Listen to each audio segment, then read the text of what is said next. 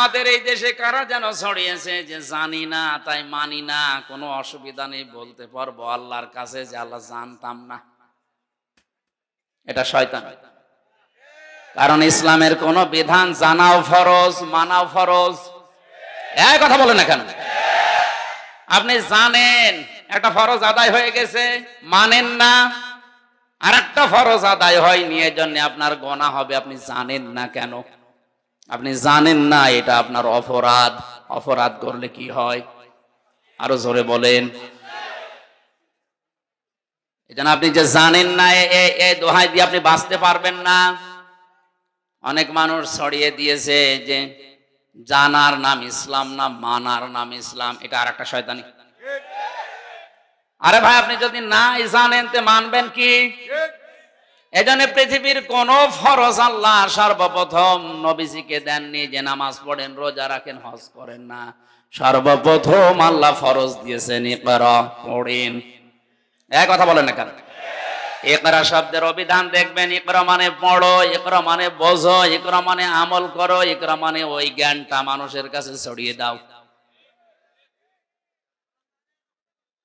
বিশ্ব নবীকে জিবরাইল যেদিন সর্বপ্রথম এসে দেখা দিয়ে বলেছিলেন বলেন ইকরা, তিনবার তিনি বলার পর উনি পড়েননি, বলেছিলেন মা আনা বিকারি, আমি পড়তে জানি না। আলেম যারা আছেন তাদেরকে বলছি, তিনবার কেন বললেন আমি জানি না। চতুর্থবার যখন তাকে বুকের উপরে চাপ দিয়ে ফেরেশতা জিবরাইল বলেছে ইকরা বিসমি রাব্বিকাল্লাযী খালাক, পড়েন আপনার রবের নামে যিনি আপনাকে বানিয়েছেন। এবার বিশ্বনবী প্রশ্ন করেছিলেন জিবরাইল, এই কথাটা আগে বললে না কেন? আমি তো এতক্ষণে আশায় ছিলাম যে আমি পড়বো কার নামে, আমি কি পড়া শুরু করব, এতক্ষণ তো বলনি। যতক্ষণ তুমি বললে যে বিসমি রাব্বিকাল্লাযী খালাক, ওই রবের নামে পড়েন যিনি আপনাকে বানিয়েছে, আমার আর কোনো দ্বিধা দ্বন্দ্ব নেই, কোনো ভয় নেই, কোনো সংশয় নেই। আমি এবার পড়তে আরম্ভ করলাম। এক টানে তিনি জিবরাইলের সাথে 5টা আয়াত পড়েছিলেন। শিক্ষা কি আয়াতের? বিশ্বনবী জিবরাইলের সাথে বললেন বিইসমি রাব্বিকাল্লাযী খালাক, খালাকাল ইনসানা মিন আলাক, ইকরা ওয়া রাব্বুকাল আকরামুল্লাযী আল্লামা বিল কলাম, আল্লামাল ইনসানা মা লাম ইয়ালাম। জোরে বলেন আল্লাহু আকবার। বুখারী শরীফের এই হাদিসটা দিয়ে আমাদের জন্য যেটা শিক্ষা, খেয়াল করে নেবেন, নবীজি যতক্ষণ পর্যন্ত আল্লাহর নাম পাননি ততক্ষণ পড়া শুরু। তাহলে আমাদের উম্মত হিসাবে উনি শিক্ষা দিয়েছিলেন নবুয়ত পাওয়ার দিন যে উম্মতেরা দুনিয়াতে পড়া যদি শুরু করো, এমনিতে শুরু করবা না, যতক্ষণ আল্লাহর নাম না আসবে পড়া শুরু হবে না। আসতে বলেন। সুতরাং ৯৬% মুসলমানের এই দেশে শিক্ষা ব্যবস্থায় যারা আছে, আমরা বলতে চাই ৯৬% মুসলমানের দেশে শিক্ষা ব্যবস্থা শুরু করা দরকার আল্লাহর নাম নিয়ে। এ দাবিতে আছেন কারা দেখি? লিল্লাহি তাকবীর।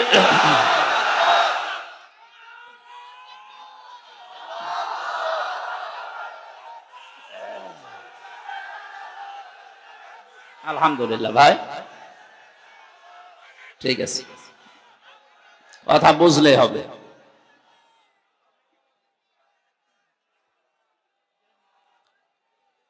রবের নামে পড়া আরম্ভ করলে মানুষ মানুষ হয়। রব বাদ দিয়ে পৃথিবীর অন্য কারো কিছু নামে যদি মানুষ পড়ে, শিক্ষা অর্জন করবে, মানুষ বেঈমান হয়। আমি বাস্তবে এই চোখে দেখেছি, ওযু করছে শিক্ষকে, ছাত্র পায়ে পানি ঢেলে দিচ্ছে। আমি এই চোখে এইটাও দেখেছি, বিশ্ববিদ্যালয়ে ক্লাস চলছে, ছাত্র জুতা দিয়ে পিটাচ্ছে শিক্ষক। ছাত্র তো দুইটাই, একটা মানুষের মতো মানুষ হয়েছে। এই যে কিছুক্ষণ আগে যে দুইটাকে দেখলেন, এগুলো মানুষের মতো মানুষ হবে। আমার মনে হয় এই শিক্ষাগুলো যদি ধরে রাখতে পারে, এই মেয়েটা এই ছেলেটা কোনোদিন ওর বাবার মুখের উপরে তর্ক করবে না। সিস্টেম অপর পৃষ্ঠায় দেখুন, ভার্সিটিতে যে ছেলেটা জুতা দিয়ে পিটাচ্ছে ওইটাও তো ছাত্র। কথা বলেন না কেন? এইটার ভেতরে কোরআন আছে, এটা মানুষ হচ্ছে, ওটার ভেতরে কোরআন নেই। মাস্টার শেষ করার পর জানোয়ার হয়ে গেছে। এজন্য পড়া আরম্ভ করা দরকার। আগামী প্রজন্ম যদি আপনি রেখে যেতে চান সভ্য, নম্র, ভদ্র, আল্লাহর নামে, এজন্য শিক্ষা ব্যবস্থায় আমরা চাই বিসমিল্লাহির রহমানির রহিম দিয়ে, ইন্নাদ-দীনা ইনদাল্লাহিল ইসলাম দিয়ে, ইকরা বিসমি রাব্বিকাল্লাযী খালাক দিয়ে যেন শুরু করা হয়। সর্বপ্রথম ফরজ আল্লাহ দিয়েছেন এই কারণে। এজন্য বেদাত যারা ঢুকিয়েছে তারা তো করছে, আপনাকে দিয়ে করাচ্ছে। আপনি বলেন আমি জানতাম না তাই এভাবে করেছি। না, আপনি জানেন না কেন? এজন্য বেদাত যারা করবে তাদের জন্য দুইটা শাস্তি। আল্লাহর নবী বলেন যে লোকটা বেদাত করে আল্লাহ সঙ্গে সঙ্গে তার উপরে নারাজ হয়ে যায়। দ্বিতীয় নম্বর, কিয়ামতে যখন বিচার শুরু হবে এই বেদাতকারীর জন্য নবীর সুপারিশ হারাম। আমি হাদিসটা পড়ার পরে চট্টগ্রাম বিশেষ করে এই বিভাগের দিকে মিলিয়েছি।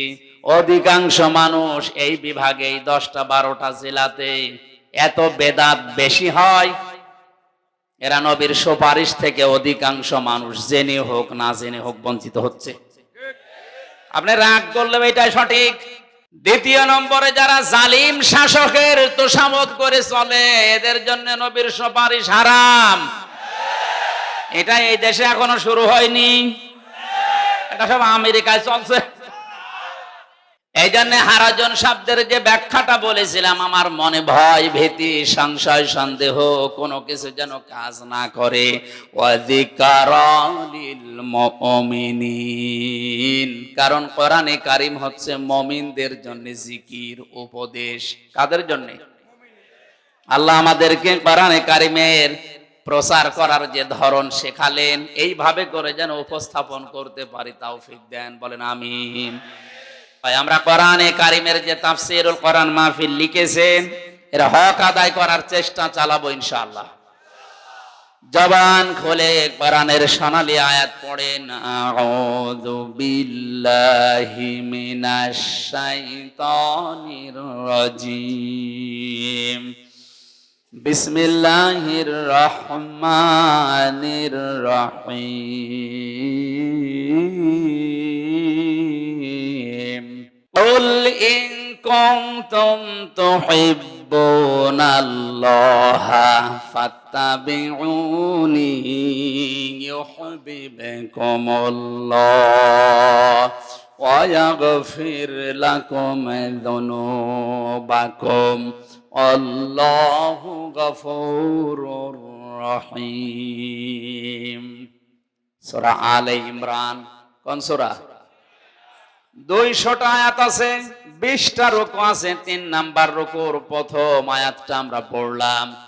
মদিনায় আল্লাহ নাজিল করেছেন, একটা বংশের নামে এত বড় সূরা আল্লাহ কোরআনে কারিমে দিয়েছেন। কত মর্যাদা সম্পন্ন বংশ এটা। আমার ওইটা বিষয় না, আমার বোঝানোর বিষয় এখানে 2টা শব্দ নিয়ে। একটা হচ্ছে ফাত্তাবিউনি, আর একটা ইয়াগফির লাকুম যুনুবাকুম। আমরা এই 2টা শব্দ সামনে রেখে তাফসীর করার চেষ্টা চালাচ্ছি। আল্লাহ পাক বলেন, নবী আপনি বলুন, ইন কুনতুম তুহিব্বুনাল্লাহা, তোমরা যারা দাবি করো আল্লাহ আমি তোমাদেরকে বা আমি তোমাকে ভালোবাসি, এ দাবি আমাদের আছে না? আমরা দলমত যাই করি না কেন এক বাক্যে মুসলিম হিসাবে স্বীকার করি আল্লাহ তোমাকে আমরা ভালোবাসি। আল্লাহ তাআলা ওইটাই জানিয়েছেন, যারা বলে যে আল্লাহ তোমাকে ভালোবাসি, এই কথা যারা স্বীকার করে, মুখ দিয়ে বলে, বিশ্বাস করে যে আল্লাহ আসলেই তোমাকে ভালোবাসি, আল্লাহ পাক বলেন নবী আপনি তাদেরকে বলেন ফাত্তাবিউনি, তারা যেন আপনার অনুসরণ করে। এখানে আলেম যারা আছে তাদেরকে আমি জিজ্ঞাসা করছি, এখানে হাব্বন শব্দ আছে না তাবউন? বলেন বলেন। হাব্বন মানে ভালোবাসা, আর তাবউন মানে দেখে দেখে চলা।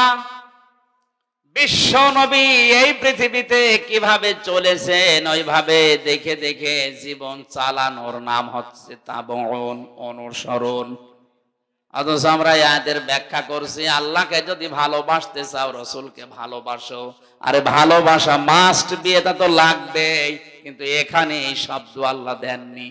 আল্লাহ দিয়েছেন রসুলের অনুসরণের মাধ্যমে ভালোবাসার প্রমাণ দাও। এ দুনিয়াতে যারা রসুলকে ভালোবেসেছে তারা তার কথা মেনে অনুসরণ করে প্রমাণ দিয়েছে। বলেন। আব্দুল্লাহ আনসারীর জীবনী পড়েছি রাদিয়াল্লাহু তাআলা আনহু, নবীজির কাছে একদিন মাত্র শুনেছিলেন যে জামাতে হাজির হয়ে নামাজ পড়লে 27 গুণ সওয়াব বেশি হয়। অনেকে এই সওয়াবটা কিছু মনেই করে না, যেখানে সেখানে একা একা নামাজ পড়ে নিচ্ছে না। যদি কেউ জামাতে হাজির হয়ে নামাজ পড়তে পারে, একা একা 27 বার নামাজ পড়লে যে সওয়াব হবে, একবার জামাতে হাজির হয়ে নামাজ পড়লে ওই সওয়াব হবে। হ্যাঁ, মুসাফিরের জন্য, জেলখানায় কয়েদিদের জন্য, এবং কোন ঝামেলা যদি মসজিদে ছাড় আছে তাদের জন্য শর্ত না। কিন্তু কোন মানুষ যদি সময় সুযোগ আছে এরপরও জামাতে হাজির হয়ে ইচ্ছা করে নামাজ না পড়ে, হাদিস এসেছে ওর নামাজ হবে না। নামাজের হক যেটা, ওয়াকিমুস সালাতা ওয়া আতুজ যাকাতা ওয়ারকাউ মা'আর রাকিঈন। 43 নম্বর আয়াত সূরা বাকারার। আল্লাহ পাক বলেন নামাজ কায়েম করো, যাকাত দাও, আর রুকুকারীদের সাথে রুকু করো। তার মানে জামাতে হাজির হয়ে নামাজ পড়ো। আশা করছি আমাদের জীবনে জামাত যেন নষ্ট না হয়, বলেন আমিন। হযরতে আব্দুল্লাহ আনসারী রাদিয়াল্লাহু তাআলা আনহু মসজিদে সবার পরে যান, সালাম ফেরানো শেষ হয়ে গেলেই তিনি আবার দৌড় দেন বাড়ির দিকে। 3 দিন হযরতে ওমর দৃশ্যটা লক্ষ্য করে নবীজির কাছে নালিশ দিলেন, হে রাসূল, এ আব্দুল্লাহ আনসারী বারবার নামাজে আসে ঠিক, সবার পেছনে আসে, নামাজ সালাম ফেরানো শেষ হয়ে গেলেই দৌড় দেয়। আপনিই তো বলেছেন মসজিদে মুনাফিকদের জন্য কষ্ট হবে আর বাজার মুনাফিকদের জন্য আনন্দ লাগবে। আপনি একটু জিজ্ঞাসা করেন তো ওনারকে। আল্লাহর নবী বলেন আন্দাজে কোনো কথা বলা, ধারণা করা ঠিক না। চলো দেখি। 4 জন সাহাবী নিয়ে নবীজি তার বাড়ির সামনে গিয়ে সালাম দিলেন, আসসালামু আলাইকুম ইয়া আহলাল বাইত। বাড়ির ভেতর থেকে 3 বার সালাম দেওয়ার পরে হযরতে আব্দুল্লাহ কাঁপতে কাঁপতে বের হয়ে আসলেন। নবীজি বললেন, আব্দুল্লাহ তুমি তো জানো আমি নবী যদি কারো উপরে রেগে যায়, রাগ করি, মন খারাপ থাকে, তাকে আল্লাহ জান্নাতে দেবে না। কেন 3 বার ডাকা লাগলো? সাহাবী বলে, হুজুর আমার কিছু কারণ আছে। বিশ্ব নবী বলেন, ওমর সহ কিছু সাহাবী তোমার নামে নালিশ দিয়েছে। তুমি সবার পেছনে যাও মসজিদে, সবার আগে তুমি নামাজ শেষ করে দৌড় দাও। কারণ কি? সাহাবী বলে, ইয়া রাসূলুল্লাহ, ইয়া হাবিবাল্লাহ, আমি মসজিদে যে আপনার কথা শুনতে আমারও মনে চায়। আমরা স্বামী স্ত্রীর এমন একটা পোশাক আছে শুধু নামাজের, বাকি যে পোশাক আছে এগুলো দিয়ে নামাজ পড়া যায় না। এই জন্য আমার স্ত্রীকে ঘরের মাঝে পাশে একটা গর্ত করে ওখানে আমি রেখে যাই। নামাজটা শেষ করার পরে আমার মনে হয় শুধু নিজে বাঁচলে হবে না, হালকেও বাঁচাতে হবে। তাড়াতাড়ি করে নামাজ শেষ করে চলে আসি। ওই পোশাকটা স্ত্রীকে দিয়ে বাকি যে ছেঁড়া সেটা পোশাক আছে ওইগুলো নিয়ে আমি ওই গর্তের ভেতরে বসে থাকি যতক্ষণ আমার স্ত্রীর নামাজ চলে। আপনি যখন প্রথম এসে ডাক দিয়েছেন তখন আমার স্ত্রী নামাজে দাঁড়িয়ে। আমি তো জিজ্ঞাসাও করতে পারছি না যে শেষ করে দাও তাড়াতাড়ি, কারণ কথা বলছে কার সাথে?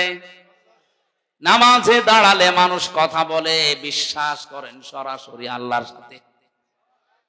নবীজি বলেন, সাহাবী তুমি জিজ্ঞাসা করলে ফাসজুদ ওয়াকতারিব, যে মানুষ কখন আল্লাহর নিকটে হয়ে যায়? যখন মানুষ সেজদা যায় নামাজে, ওই সময় আল্লাহর মাঝে আর বান্দার মাঝে কোনো পর্দা থাকে না। আমার স্ত্রী আল্লাহর সাথে ওদিকে কথা বলছে, আর আপনি আমাকে ডাক দিয়েছেন, আমি এখন কি করব? দ্বিতীয়বার সালাম দিলেন, তখনও পর্যন্ত নামাজের শেষ হয়নি। দ্বিতীয়বার যখন সালাম দিয়েছেন, সঙ্গে সঙ্গে ও আমার এই কাপড়টা ছেড়ে দিয়ে গর্তে প্রবেশ করেছে। এই দেখেন, এখনো ভালোভাবে কাপড় পরতেও পারি নাই, জলদি করে চলে এসেছি, আমারে মাফ করেন। নবীজি কেঁদে ফেললেন, পাশে যারা দাঁড়িয়ে আছে সবাই কাঁদতেছে। বিশ্ব নবী বলেন, এত কষ্টে আছো, এরপরেও তুমি জামাত ত্যাগ করো না। উঠানের দিকে তাকিয়ে দেখলেন একটা শিশু বাচ্চাকে 8-10 বছর বয়স হবে, শিকল দিয়ে চেন দিয়ে বেঁধে রেখেছে গাছের সাথে। নবীজি বললেন, তোমার কথা শুনে আমার ভালো লেগেছে, কিন্তু বাচ্চার উপরে জুলুম করো কেন? সাহাবী বলে, ইয়া রাসূলুল্লাহ, এই বাচ্চাটা আমার। ওই যে একটা খেজুর গাছ দেখতে পাচ্ছেন বাঁকা, ওটা আমার না, ওটা ইহুদির বাগানের। বাঁকা হয়ে আমার উঠানের উপরে এসেছে, পাকা খেজুর ওখান থেকে পড়ে। এই কারণে আমার ছেলেটাকে আমি বেঁধে রাখি, কারণ আমি কর্মজীবনে বাইরে গেলে আমার স্ত্রী ছোটাছুটি করতে পারে না। ছোট মানুষ না বুঝে ইহুদির বাগানের খেজুর খেয়ে ফেলবে। আমি আপনার মুখে শুনেছি, লা তাদখুলুল জান্নাতা জাসাদুন গুজিয়া বিল হারাম। ওই শরীর জান্নাতে যাচ্ছে না, যাবে না। তাদখুল মুজারে, বর্তমান, ভবিষ্যৎ, প্রেজেন্ট, ফিউচার। জান্নাতে ওই শরীর যাচ্ছে না, যাবে না, কখনোই যাওয়া সম্ভব না। জাসাদুন গুজিয়া বিল হারাম, যার এই 3.5 হাত বডি হারাম দিয়ে লালিত পালিত হয়। আমি আপনার মুখে এটাও শুনেছি, কারো জিনিস না বলে নেওয়া, না বলে খাওয়া, এর নাম চুরি। এর নাম আরো জোরে বলেন। আপনার এই কথাগুলো আমার মাঝে মাঝেই মনে হয়। এ কারণে আমার সন্তান না বলে ইহুদির বাগানের খেজুর খাওয়া, তার মানে চুরি করে খাওয়া হবে। একটা হারাম জিনিস খেয়ে ওর শরীরে রক্ত মাংস তৈরি হবে, ওটা জান্নাতের জন্য হারাম হয়ে যাবে, জাহান্নামের জন্য ওয়াজিব হয়ে যাবে। এই কারণে ছেলেটাকে আমার কষ্ট হয়, বেঁধে রাখি যতক্ষণ আমি কর্মজীবনে থাকি। ও ফেনীবাসী, এই হাদিস শুধু শোনা না, বাস্তবে নিজের জীবনের সাথে প্র্যাকটিক্যাল লাইফে একটু মিলান তো। তারা নবীকে ভালোবেসেছে, মহব্বত করেছে অনুসরণের মাধ্যমে তার কথাকে। কথা বলে না কেন? আর আমরা এমন আশিকে রাসূল হয়ে দাঁড়িয়ে আছি, নবীজির জীবনের যে কথাগুলো ছিল ওগুলো আমাদের জীবনে নেই। আন্দাজে শুধু জিলাপি আর খিচুড়ি খাওয়ার জন্য মহব্বত দেখায়। আমি তো আমার এই ছোট্ট জীবনে 33 বছর বয়স, আমার যতটুকু আমি বুঝছি, এই দেশের যত ইবাদত বেশিরভাগ সব খাওয়া ভিত্তিক। সবে বরাতে খাওয়া, এক কথা বলেন না কেন? সবে মেরাজে খাওয়া, লাইলাতুল কদরে খাওয়া, 2 ঈদে খাওয়া, মানুষ মরে গেলে খাওয়া, জন্মদিনে খাওয়া, মৃত্যুদিনে খাওয়া ছাড়া কি আছে? নবীর মহব্বত দেখাতে গিয়ে তার জন্মদিন মৃত্যুদিন পালন করতে গিয়েও খাওয়া, অথচ তার অনুসরণ জীবনে আনে না। আল্লাহ ওইটাই জানিয়েছেন, যদি দাবি করো যে আল্লাহ তোমাকে ভালোবাসি, তোমাদের প্রথম নাম্বারে দায়িত্ব হচ্ছে আমার নবীর অনুসরণ করো, না নবীকে ভালোবাসো। তার অনুসরণ করা লাগবে তার প্র্যাকটিক্যাল লাইফটা দেখে চলার মাধ্যমে, নাকি ইয়া নবী সালা এই শেষ হয়ে গেল। শব্দের দিকে খেয়াল করেন তো। কেউ যদি অনুসরণ করে, আল্লাহ বলেন ইউহিব্বুকুমুল্লাহু, আমি আল্লাহ নিজে তাকে ভালোবাসা আরম্ভ করব। এখানে আলেম যারা আছেন বলেন তো, এখানে ইউহিব্ব এটা মজারে না মাজি? মজারের শব্দ, এটা বর্তমান, ভবিষ্যৎ, প্রেজেন্ট, ফিউচার। আল্লাহ মাজি অতীত শব্দ দেননি। যে আপনি অনুসরণ আরম্ভ করেছেন, আল্লাহ আপনাকে ভালোবাসা শুরু করেছিলেন না।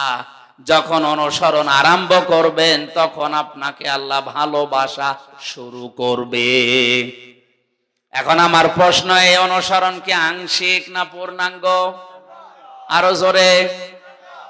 আংশিক অনুসরণ যারা করেছিল তাদেরকে আল্লাহ ভালোবাসেনি, তাদেরকে আল্লাহ মাফও করেনি, জান্নাতেও দেয়নি। এই কথা বলেন এখানে। তার বাস্তব উদাহরণ নবীর দুই চাচা আবু তালেব আর আবু লাহাব। এ দুইজন নবীকে অনুসরণ করেনি, কিন্তু ভালোবেসেছিল।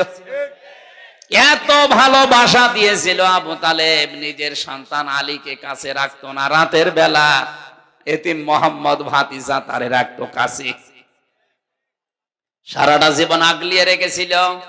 হাদিসটা যদিও দুর্বল, আমি শিক্ষার জন্য বলছি, খেয়াল করেন। কিয়ামতের ময়দানে এ আবু তালেবের পায়ের নিচে জাহান্নামের দুইটা ফিতা লাগিয়ে দেবে, এটা আমরা জানি কিনা? মাথার মগজ পর্যন্ত টকবক করে ফুটবে।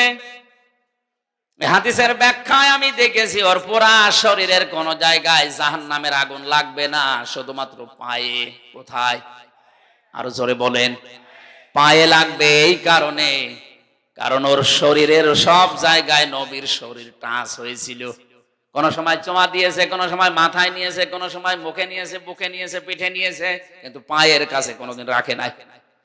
এই কারণে আল্লাহর নবীর শরীর, ওর শরীরের যেখানে যেখানে লেগেছে ওই জায়গাগুলোতে জাহান্নামের আগুন লাগবে না, শুধুমাত্র পা দিয়ে কোনোদিন স্পর্শ হয়নি, এজন্য পায়ে লাগিয়ে দেবে আগুন।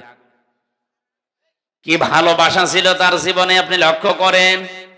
কাফেররা এসে যখন বলেছিল, আবু তালেব আপনারে ভাতিজা, এই ভাইয়ের ছেলেকে নিষেধ করেন, যদিও যা চায় বিভিন্ন জিনিসের অফার দিয়েছিল। নবীজি আসার পরে তাকে ডাক দিয়ে বলে, মুহাম্মদ, ওরা এসেছিল, এই অফার গুলো দিয়েছে, তুমি কি করবা? বিশ্বনবী বলেন, চাচা, ওরা যেটা দিতে চায়, সুন্দরী নারী, গাড়ি বাড়ি, ক্ষমতা, ধন সম্পদ, এগুলো তো দেওয়া সম্ভব। যেটা দেওয়া সম্ভব না, আকাশের ওই চাঁদ যদি আমার বাম হাতে, সূর্য যদি ডান হাতে এনে দেয়, যে কালেমাটা নিয়ে এসেছি, 1 সেকেন্ডের জন্য এ দাওয়াত বন্ধ করা সম্ভব না। ওই দিন আবু তালেবের ভাষা শোনেন। ডাক দিয়ে বলেছে, ভাতিজা মুহাম্মদ, তোমার কাজ তুমি চালিয়ে যাও, আমি তোমার ধর্ম গ্রহণ করলাম না, কিন্তু তোমারে আমি বাধা দেব না। কেউ বাধা দিতে আসলেও আমি তারে নিজে ঠেকাবো। আপনি এতে ভূমিকাও রাখতে পারেন না। এত কঠোর অবস্থায় ছিল আবু তালেব, এরকম ভয়ঙ্কর মুহূর্তেও ছিল তার পেছনে। এরপরেও লোকটা যেদিন মারা যাচ্ছিল, বিশ্বনবী এসে তার বালিশের কাছে বসে বসে বলেছিলেন, ইয়া আম্মি আবি তালিব, কুল লা ইলাহা ইল্লাল্লাহ হাজ্জুল লাকা ইনদাল্লাহি ইয়াউমাল কিয়ামা, রাহুল বুখারী। হে চাচা, জোরে বলা লাগবে না, শুধু আমার কানের কাছে মুখ নিয়ে আস্তে করে বলেন, লা ইলাহা ইল্লাল্লাহ। আপনি মুহাম্মাদুর রাসূলুল্লাহ বলার দরকার নেই, শুধু আল্লাহর ঘোষণাটা দেন, কিয়ামতের দিন আমি ঝগড়া করে আপনাকে জান্নাতে নিয়ে যাব। পাশে আবু জেহেল আর আবু সুফিয়ান দাঁড়িয়েছিল। ডাক দিয়ে বলে, নেতা পড়বা, সারা জীবন বাপ দাদার ধর্ম অনুসরণ করলে, এখন ভাতিজার নতুন ধর্ম গ্রহণ করে কলঙ্কিত হবা, মানুষ তোমারে ভীরু বলবে, কাপুরুষ বলবে। আবু তালিব ডাক দিয়ে বলে, ভাতিজা মুহাম্মদ, আমারে মাফ করে দিও, তোমারে কালিমাটা আমি পড়তে পারলাম না। জোরে বলেন নাউজুবিল্লাহ। নবীজির মন খারাপ হয়ে গেল।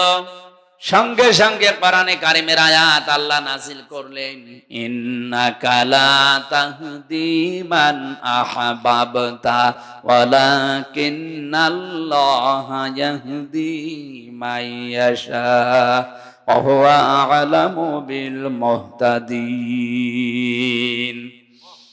সূরা কাসাসের 56 নম্বর আয়াতে আল্লাহ পাক বলেন, হে নবী, আপনি মন খারাপ করেন কেন? হেদায়েত তো আপনার হাতে দেয়নি যে যাকে ইচ্ছা তাকে দিয়ে দেবেন। এই লোকটা আপনার চাচা, আমি জানি, সারা জীবন আপনাকে ভালোবাসা দিয়েছে, বুকে আগলিয়ে রেখেছে, কোলে পিঠে নিয়ে মানুষ করেছে, আমি দেখেছি, কিন্তু লোকটা আপনার অনুসরণ করে নাই। এজন্য আমি আল্লাহ ওকে মাফও করি নাই। হেদায়েত কে পাবে ওটা আপনার চাইতে আমি আল্লাহ ভালো জানি।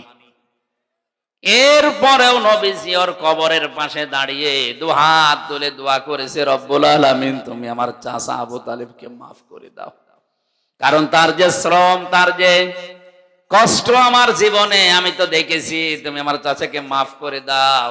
সঙ্গে সঙ্গে জিবরাইল এসে বলে, হে নবী হাত নামান। কার জন্য হাত তুলেছেন? মা কানা লিন-নাবিয়্যি ওয়াল্লাযীনা আমানু আইয়াস্তাগফিরু লিল মুশরিকিন ওয়ালাউ কানু উলি কুরবা মিন বা'দি মা তাবায়্যানা লাহুম আন্নাহুম আসহাবুল জাহিম। সূরা তাওবা 113 নম্বর আয়াত।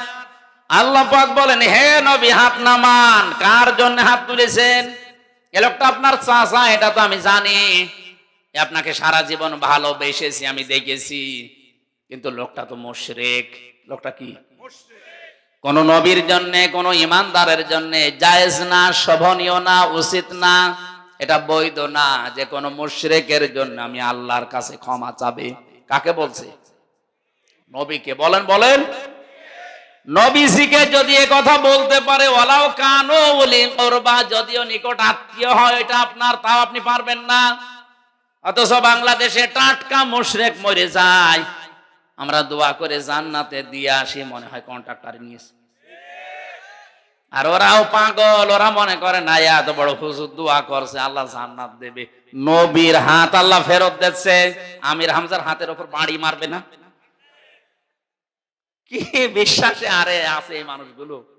এত ভালোবাসা সারা জীবন দেওয়ার পরে নবীজির হাত যদি আল্লাহ ফেরত দেয়, চাচা মুশরিক আর টাটকা মুশরিক মরে যায়। 14টা গরু জবাই করে আমরা দোয়া করে জান্নাতে দিয়ে আসছি। জান্নাত বাবার নাকি? এই ধোঁকা দিয়ে বোকা বানিয়ে রেখেছে অনেককে। এটা থেকে বেরিয়ে আসেন। ভালোবাসা দিয়ে যদি জান্নাত পাওয়া যেত, আবু তালেবকে জান্নাত দেওয়া লাগতো। ওর অনুসরণ ছিল না। কি ছিল না? আর একজন চাচার নাম আমরা জানি, আবু লাহাব। এ লোকটা এত ভালোবেসেছিল নবীর জন্মের সময়, বিশ্ব নবীর জন্মের দিন ওর নিজের টাকায় ক্রয় করা বাদী দাসী সুয়াইবিয়া এসে ডাক দিয়ে বলেছে, মালিক, আপনার মরা ভাই আব্দুল্লাহর একটা সন্তান হয়েছে। আবু লাহাব ডাক দিয়ে বলে, দেখো, জীবনে কোনোদিন তুমি আমার কথার অবাধ্য হয়ে বাড়ির বাইরে যাওনি। আজকে কোথায় গিয়েছিলে? যেই বলেছে আপনার মরা ভাই আব্দুল্লাহ, সে যদি থাকতো বেঁচে আজ অনেক খুশি হতো। সে যেহেতু নেই, আমি দৌড়িয়ে গিয়েছিলাম আমিনার ঘরে, তার একটা চাঁদের মতো ফুটফুটে সন্তান এসেছে। এই খবরটা আপনাকে আমি দেওয়ার জন্য দৌড়িয়ে এসেছি। আবু লাহাবের রাগ ছিল, এরপরও সঙ্গে সঙ্গে ভাতিজার কথা শোনার পরে ওই সময় ডাক দিয়ে বলেছে, সুয়াইবিয়া, আমার ভাই আব্দুল্লাহ থাকলে অনেক খুশি হতো। ভাই যখন নেই, আমি তো এই ছেলেটার চাচা, এত খুশির সংবাদ আমারে দিলে, এই 2টা আঙ্গুল দিয়ে বলেছিল, তোরে আমি মুক্ত করে দিলাম, যা, তোর আর আমার বাড়িতে কাজ করা লাগবে না। বলেন তো, কত ভালোবাসা থাকলে নিজের টাকায় কেনা এত বড় একটা বাদীকে মুক্ত করে দিতে পারে? আপনি তো 2 টাকাও দিতে চান না। ভালোবাসা কম ছিল না, কিন্তু তার বিরুদ্ধে আমার আল্লাহ কোরআনের আয়াত নাজিল করেছে। যখনই বিশ্বনবী কালেমার দাওয়াত দিয়েছে, লোকটা অনুসরণ করে নাই, আগের ভালোবাসাও ভুলে গেছে, অনুসরণ বাদ দিয়ে পাথর মেরেছে। কথা বলেন না কেন?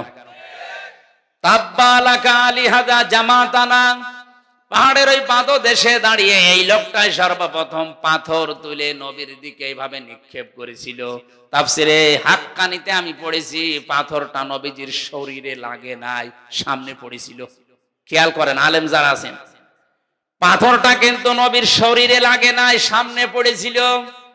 যেহেতু সর্বপ্রথম পাথর তুলে এভাবে নিক্ষেপ করেছে, আল্লাহ এত বেশি রাগ করেছিলেন ওই সময়, ওরা কোরআনের ভেতরে ওর নামে আল্লাহ একটা সূরা নাজিল করেছেন, তাব্বাত ইয়াদা আবি লাহাবি ওয়া তাব।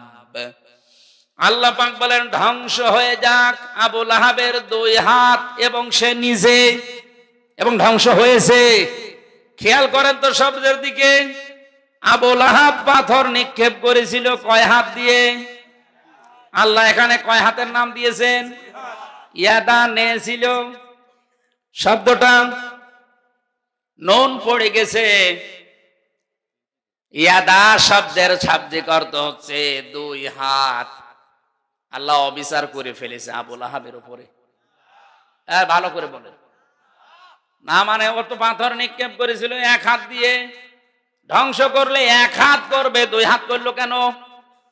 আপনি যে কোনো জিনিস এভাবে তুলে যদি ছুঁড়ে মারতে চান, দেখবেন এক হাত দিয়ে হয় না, এ হাতও নড়াচড়া করে। কথা বলেন না কেন? আল্লাহ পাক এটাও সহ্য করেন নবীর বিরুদ্ধে। এ হাত দিয়ে যদিও পাথর মেরেছে, পাথরটা শরীরে না লেগে সামনে পড়েছিল, কিন্তু এই হাত কিছুই করে নাই, শুধু নড়াচড়া করে সাপোর্ট দিয়েছে। এই জন্য এই হাতও আল্লাহ ধ্বংস করে দিয়েছে। আজ বিশ্বে যারা বিশ্ব নবী এবং তার আলেমদের বিরুদ্ধে এই হাত, ক্ষমতার হাত, সম্পদের হাত ব্যবহার করছেন, আর পেছন দরজা দিয়ে বাম হাতের মতো অনেকেই নাড়াচাড়া দিয়ে সাপোর্ট দিচ্ছেন। আমি নিচে নামলাম না, এরপরেও যদি না বোঝার ভান করে থাকেন, এদিকে আসেন। ওর যদি দুই হাতই ধ্বংস হয়ে যায়, আপনার কিছু থাকবে? ওর শুধু ধ্বংস হয়েছে তা না, মা গনা আনহু মালুহু ওয়া মা কাসাব। ও যা অর্জন করেছিল সম্পদ, ক্ষমতাও, কিন্তু মন্ত্রী ছিল, ওর কিচ্ছু কাজে আসে নাই নবীর বিরুদ্ধে অবস্থান নেওয়ার কারণে। ওর ভালোবাসা জীবনে কম ছিল। আরো জোরে বলেন। ও যে জাহান্নামে গেছে, আর কারো ফতোয়া লাগবে? এর পরবর্তী আয়াতে আল্লাহ বলেন, সায়াসলা নারং যাতা লাহাব। অতি শীঘ্রই আমি আল্লাহ তাকে লেলিহান অগ্নিকুণ্ডে প্রবেশ করাবো। আল্লাহ যদি বলেন প্রবেশ করাবো, এখানে কোনো সন্দেহ? শুধু এতটুকু আল্লাহ শেষ করানি, আমরাতুহু, তার স্ত্রীকেও দেব। আমার প্রশ্ন হচ্ছে, তার স্ত্রীর দোষটা কি? হ্যাঁ, স্ত্রীর দোষ ছিল এই, তলে তলে বিশ্ব নবীকে অপমান করার জন্য এই উম্মে জামিল নামে এই মহিলা স্বামীকে পরামর্শ দিত আর গোতাতো বাড়ি থেকে, যে এটা করেন, এটা করেন। আজ উম্মে জামিলের অনেক বোন আছে, অনেক খালা আছে, তারা নিজেরা হয়তো ওভাবে আলেমদের বিরুদ্ধে লাগে না, বাড়ির লোকদেরকে খোঁচায় যে এটা করতে পারো না। উম্মে জামিলকে আল্লাহ যদি আয়াত নাযিল করে জাহান্নামী ঘোষণা দেয়, আপনিও জাহান্নামী যদি আলেমদের পেছনে এভাবে লেগে থাকেন। দুইজন চাচার কথা বললাম, দুইজনই শুধু ভালোবাসা ভালোবাসা ভালোবাসা, অনুসরণ ছিল না। দুইজনেই জাহান্নামী, দুইজনেই। আরো জোরে বলেন। সিস্টেম অপর পৃষ্ঠায় দেখুন, আরো দুইজন চাচার নাম আমরা জানি, একজন আব্বাস আর একজন হামজা রিদওয়ানুল্লাহি তাআলা আলাইহিম আজমাইন। তাদের জীবনে শুধু ভালোবাসা ছিল না, ভালোবাসতো তারা মাস্ট বি, পাশাপাশি তারা অনুসরণ করে দেখিয়েছে। হযরতে আব্বাস যে নবীর অনুসরণ করেছে তার বাস্তব প্রমাণ মুসলিম শরীফের হাদিস। عن عباس رضي الله تعالى عنه قال قال النبي صلى الله عليه وسلم من سقى طعم الإيمان من رضي بالله ربا وبإسلام دينا وبمحمد صلى الله عليه وسلم نبيا ورسولا رواه مسلم. হযরতে আব্বাস থেকে বর্ণিত, তিনি বলেন, কেউ যদি ঈমানের স্বাদ পেতে চায়, দুনিয়ায় তিনটা কাজ তাকে করা লাগবে। এক নম্বরে যে আল্লাহকে রব পেয়ে খুশি আছে। এই হাদিসের প্রথম অংশ পড়ার পরে আমি যেটা বুঝি, বাংলাদেশের ৯৬% মুসলমান ঠিক আছে, কিন্তু ৬% মানুষও আল্লাহকে রব পেয়ে খুশি নেই। এখন যদি বলেন এত বেশি ডিফারেন্স, হ্যাঁ এত বেশি ডিফারেন্স, আপনি হিসাব করে দেখেন। আল্লাহকে রব পেয়ে যারা খুশি, রবের অর্থ ১৯টা। এর প্রথম অর্থ রব মানে আইনদাতা। রব মানে, আমি কি এগুলো বানাচ্ছি? রব মানে আইনদাতা, যিনি বানিয়েছে তার আইন চলবে, এটাই ফাইনাল। অথচ ৫৩ বছর পার হয়ে গেল, দেশটা স্বাধীন হয়েছে, ৯৬% আমরা মুসলমান বাস করি, ওই রবের একটা আইনও আজও এদেশে কায়েম নেই। আপনি রবকে রব পেয়ে খুশি আছেন কি করে? খালি মুখের কথা। আমার মাঝে মাঝে দাদা, আমার জেলখানায় থাকতে আমার দাদাটা মারা গেছে, অনেক কিছু গল্প বলতো শিক্ষামূলক। বলতো, হামজা, এদেশে ৯৬% মুসলমান, ওটা শুধু আদমশুমারিতে আর ওই আগা কাটা আছে, তাছাড়া ৯৬% মুসলমান। ৫১% যদি মুসলমান বাংলাদেশে মান রাদিয়া বিল্লাহি রাব্বা, এই হাদিস অনুযায়ী তৈরি হয়ে যায়, এই দেশে আল্লাহর আইন ছাড়া অন্য কিছু চলার কথা না। উদাহরণ দিতে গিয়ে বলতো, একজন গরিব মানুষ রিকশা চালায়, বহু কষ্ট করে ১ কেজি মাংস কিনেছে খাসির। বৌমাকে বলছে রান্না করো, আমি গোসল করে আসি। রান্না কমপ্লিট করে চিন্তা করছে দেখি কেমন লাগে, খেতে খেতে প্রায় সব খেয়ে ফেলিস। শ্বশুর এসে বলছে, কই দাও, মৌলা দিয়েছে, আলু দিয়েছে, কিন্তু গোশত দেয় না। ডাক দিয়ে বলছে, কই আসল জিনিস? শ্বশুর, আব্বা বলবো কি, আপনি যখন গোসল করতে গেলেন, আমি রান্না কমপ্লিট করার পরে ঢাকনা দিয়ে ঢেকে রেখে পানি আনতে গেছি, পানি এনে দেখি ওই যে দুষ্টু বিড়াল সব খেয়ে ফেলিস, আর নেই। শ্বশুর মনে মনে চিন্তা করছে, ১ কেজি মাংস রান্না কমপ্লিট, ঢাকনা দিয়ে ঢেকে রেখেছে, পানি আনতে গেল কয় মিনিট লাগে, এর ভেতরে বিড়াল খেয়ে ফেললো। একই বিড়াল পাশে তাকিয়ে দেখে মিউ মিউ করছে, চেপে ধরেছে। ৪ হাত পা রাইট করে রশি দিয়ে বেঁধেছে, দাড়ি পাল্লাইনে ওজন দিয়ে দেখে ১ কেজি। বৌমা, এটা যদি বিড়াল হয়, যদি মাংস কই? কারণ এই বিড়াল যদি ১ কেজি মাংস খায়, ওজন হবে ২ কেজি। আর এটা যদি মাংস হয়, তাহলে বিড়াল কই? ৯৬% মুসলমান, শুধু আদমশুমারি আর ওই মুসলমানই দেওয়া এই। আর এখন তো অনেকেই, বিশেষ করে এই দেশে মুসলমানি দেওয়াকে মানে এমন কায়দায় নিয়ে গেছে, এটা একটা ব্যবসা বানিয়েছে। ২০ বছর ছেলের বয়স, মুসলমানি দেয় না। কি চাচা, এত বড় ছেলে, টাকা পাবো কোথায়? টাকা নেই আমার, ওরও, এই জন্য মুসলমানি দেয় না। একটা ছেলে মুসলমানি দিতে কয় টাকা লাগে? ১,০০০ টাকা দিলে গোড়া থেকে কেটে বাদ দিয়ে দেয়। ২০০ টাকা দিলে কেটে দেয় ১,০০০, ৫টা মুসলমান হয়ে যাবে। মুসলমানি দিতে পারছে না, কারণ কি? এখনো বন ভাষণ করবে, পিকনিক করবে, টাকা কালেকশন করবে। এই কারণে শেষ পর্যন্ত এনজিও, ব্যারাক, বিভিন্ন সংস্থার কাছে টাকা নেয় সুদে। ৫০,০০০ টাকা নিয়ে ৩ দিন মাইকিং করছে যে আমার তাগড়া ছেলের মুসলমানি দিয়েছে। টাকা পয়সা তো কম ওঠে না, ভালো উঠেছে। সকালে ৪ দোকানে বসে হাসতেছে, লোকজন বলে, কি চাচা এত খুশি? বাবাজি, জানতাম না যে ব্যবসায় এত লাভ, মনে হচ্ছে আমি আর একবার দিই। কি ব্যবসা পেয়েছে, এইটার নাম মুসলমানি। এইটা কেটে দিলে যদি মানুষ মুসলমান হয়, তাহলে ছাগল কি? ছাগল মুসলমান না? আমি হাসির খোরাকি দেওয়ার জন্য বলি নাই। ৯৬% মুসলমান আমরা দাবি করছি, সারা বিশ্বে আমাদেরকে নামে জানে, যেখানে মুসলমান ৯৬%। অথচ ইমান, আমরা ইমানের স্বাদ পাই না, কারণ আল্লাহকে আমরা রব পেয়ে খুশি না। হযরতে আব্বাস রাদিয়াল্লাহু তাআলা আনহু আল্লাহকে রব পেয়ে খুশি। কথা বলেন না কেন? উনি আল্লাহকে রব পেয়ে খুশি ছিলেন। দ্বিতীয় নম্বরে, ইসলামকে জীবন ব্যবস্থা হিসাবে পেয়ে উনি খুশি ছিলেন। আল্লাহর নবীকে আদর্শ পেয়ে উনি খুশি ছিলেন। এই জন্য তিনি ইমানের স্বাদ পেয়ে এই হাদিসটা বর্ণনা করেছেন। জোরে বলেন সুবহানাল্লাহ।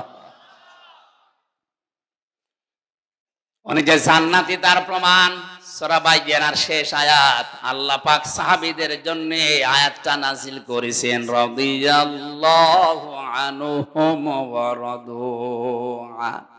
আমি আল্লাহ এদের উপরে রাজি হয়ে গেছি, এরা যেমন আমার উপরে রাজি। তার মানে হযরতে আব্বাস শুধু ভালোবাসা দেননি, পাশাপাশি তিনি নবীর অনুসরণ করে দেখিয়েছেন, এই জন্য জান্নাতি। কথা বলেন না কেন?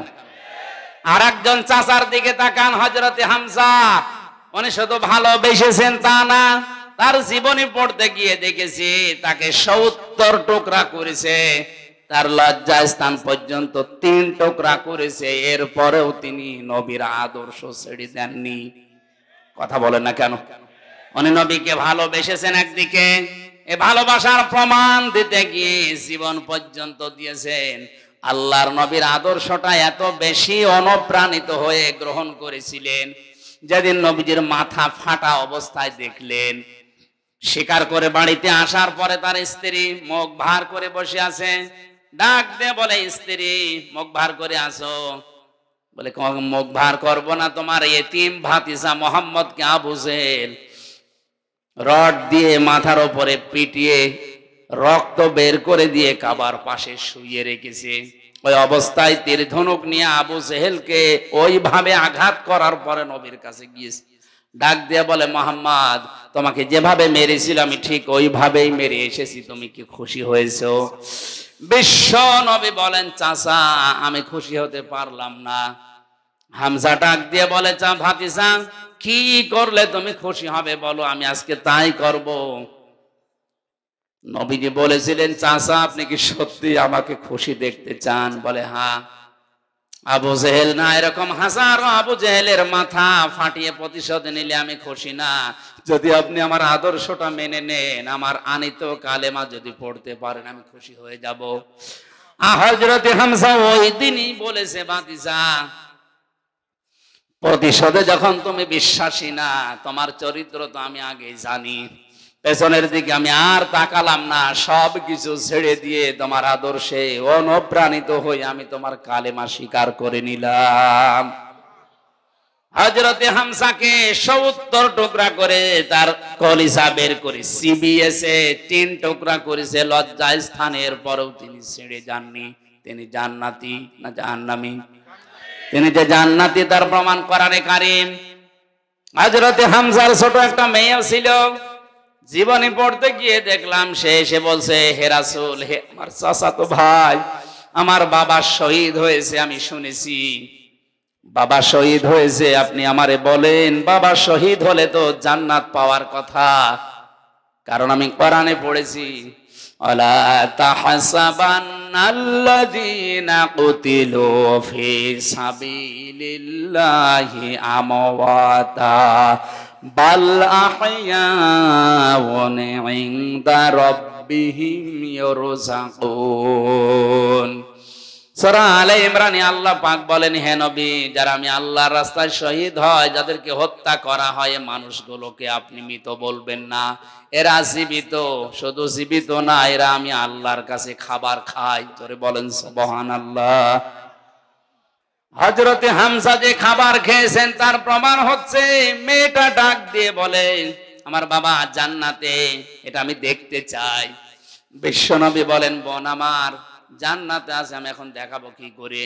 হঠাৎ করে আকাশের দিকে তাকিয়ে ছোট মেয়েটা বলছে, আব্বু আমি এখানে। বিশ্বনবী বলেন, বোন কাকে ডাক দাও? মেয়েটা বলে, ইয়া রাসূলুল্লাহ, ওই যে আকাশের দিকে তাকিয়ে দেখলাম কিছু পাখিদের সাথে আমার বাবা পাখা লাগিয়ে উঠতেছে। নবীজি বলেন, বোন আমার ওটা আকাশ না, ওটা আল্লাহর জান্নাত। ফেরেশতাদের সাথে তোমার বাবা পাখা লাগিয়ে জান্নাতের ভেতরে ভ্রমণ করছে।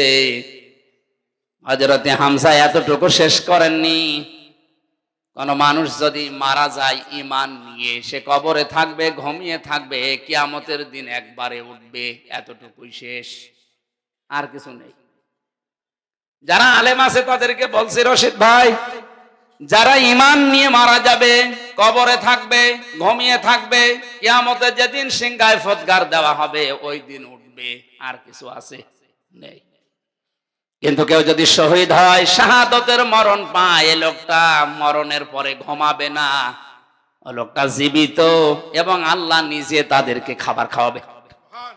আমরা জানি মানুষ ঘুমিয়ে থাকলে খাবার খাওয়া, বলেন বলেন, জেগে থাকলে খাবার খাওয়া লাগে, আর খাবার খেলে রক্ত, গোশত, মাংস তৈরি হয়। হযরতে হামজাকে যেখানে কবর দিয়েছে, 30 বছর পরে কবরটা ভেঙে গিয়েছিল।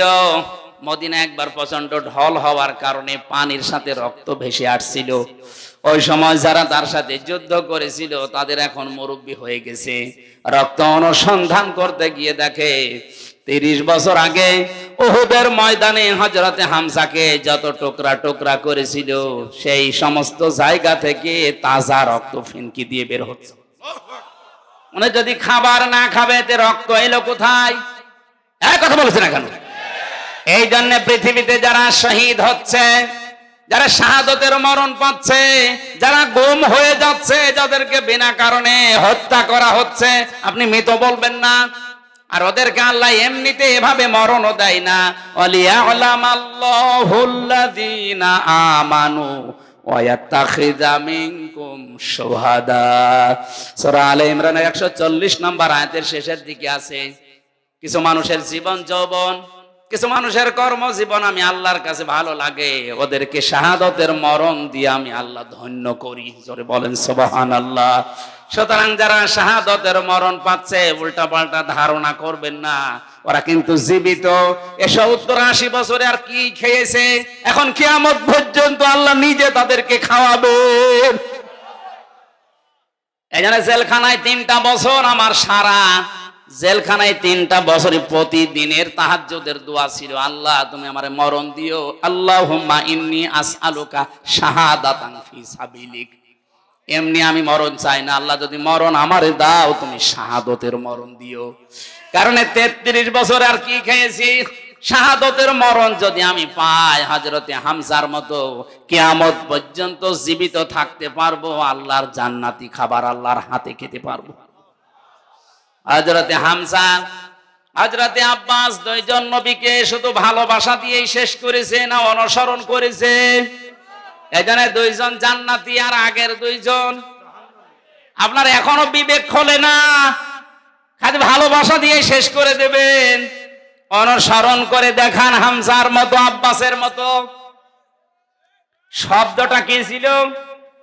কেউ যদি অনুসরণ আরম্ভ করে তাকে আল্লাহ ভালোবাসা শুরু করবে। এখন এই অনুসরণ কি আংশিক না পূর্ণাঙ্গ? আমরা যেটা করছি এটা তো আংশিক হয়ে যাচ্ছে, কারণ আমাদের জব্বা নবীজির মতো, পাগড়ি নবীর মতো, কিন্তু নবীজির মতো সমাজ ব্যবস্থা আমাদের নেই, নবীর মতো রাজনীতি আমাদের জীবনে নেই। তাহলে আমাদের অনুসরণ কি পূর্ণাঙ্গ না আংশিক? আরো জোরে। আংশিক অনুসরণ করলে ইউহিব্বুকুমুল্লাহ, আল্লাহ ভালোবাসবে, কথা আছে? নেই।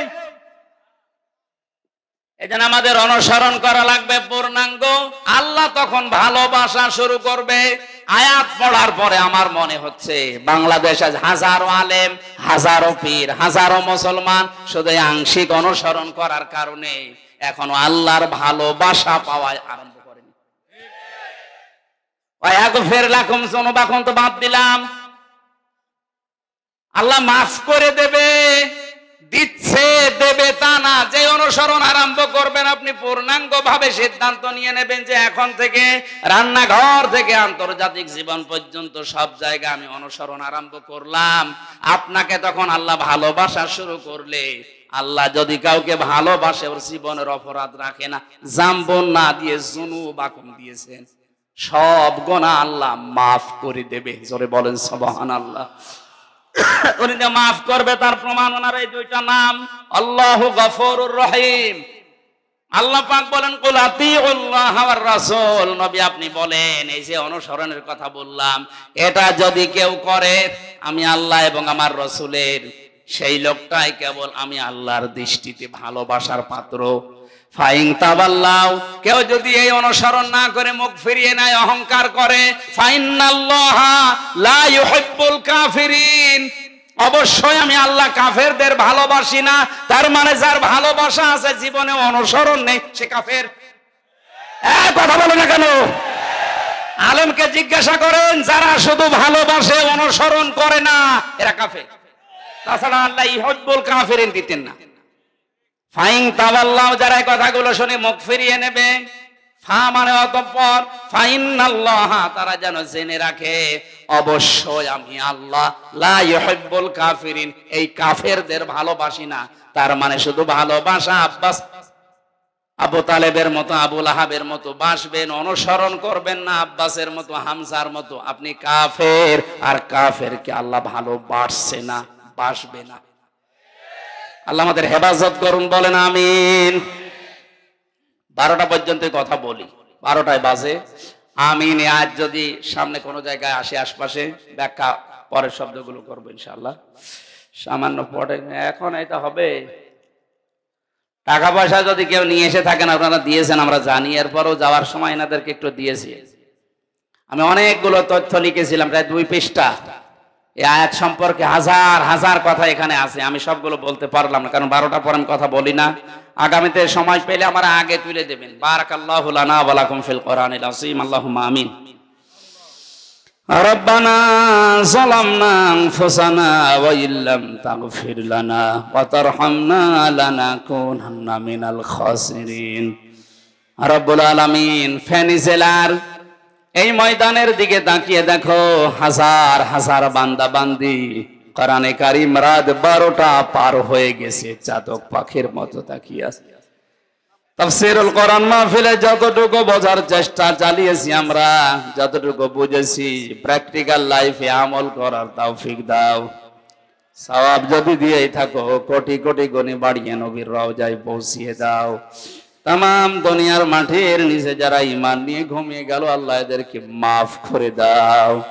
আল্লাহুম্মা লা তারুদ্দানা খায়বিন, আল্লাহুম্মা লা তারুদ্দানা খায়বিন, আল্লাহুম্মা লা তারুদ্দানা খায়বিন। তাহাজ্জুদের এই সময়ে হাত তুলে বসে আছি, একেবারে খালি হাতে ফেরত দিও না। মনের ভেতরে যার যে কামনা বাসনা আছে, আল্লাহ জায়েজ আশাগুলো পূর্ণ করে দাও। মাহফিলের সম্মানিত সভাপতি, মাহফিলের প্রধান অতিথি, বিশেষ অতিথি যারা এসেছে, কোরআনের ইজ্জতে এদেরকে ওমরের মতো বানিয়ে দাও। সম্মানিত মা বোনেরা পর্দার আড়ালে বসে আছে, খাদিজার মতো, আয়েশার মতো জীবন তাদেরকে দান করো রব্বুল আলামিন। 3টা বছর অন্ধকার প্রকোষ্ঠে ছিলাম, বাইরে যখন তুমি বের করেই দিয়েছো, আমার কণ্ঠটা তুমি আবার ফিরিয়ে দাও, আমার এলেম তুমি বাড়িয়ে দাও, আমার শরীরটা তুমি শেফায়ে কামেলা আজেলা দান করো। সহজ সরল ভাষায় কোরআনের কথাগুলো তোমার বান্দা বান্দীদেরকে বলতে পারি অল্প সময়, সেই তৌফিক ভিক্ষা দাও।